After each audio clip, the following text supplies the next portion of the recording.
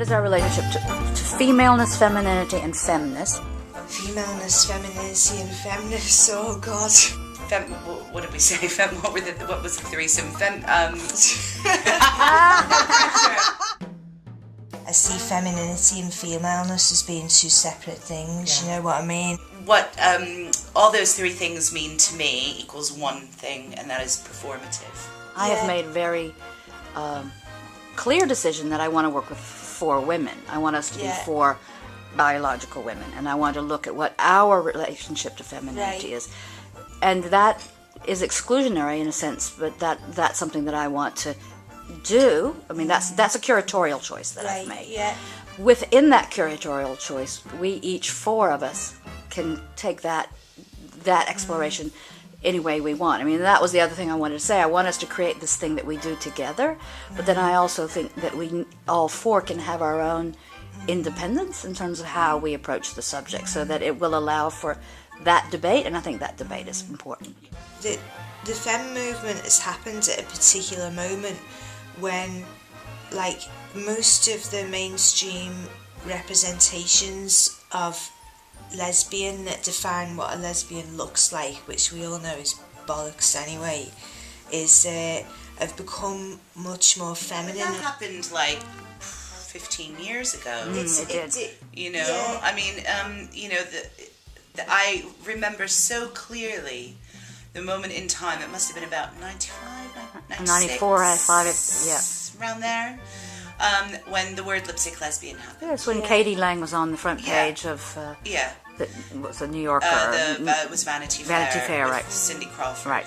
I also think that what you're describing as sort of the femme explosion, and then the proliferation of feminine representation in the culture of lesbians. Those are two really different things, and I think that that brings it back to this particular group of women who perform ultra-femininity is different than people or lesbians who represent femininity in the sort of mainstream cultural way.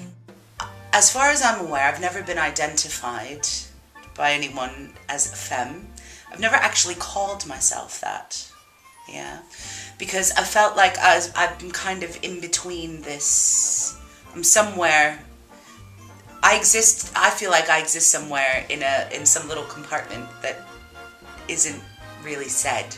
I mean, I call myself a femme, and I started calling myself a femme in relationship to being in performance with a butch. Yeah.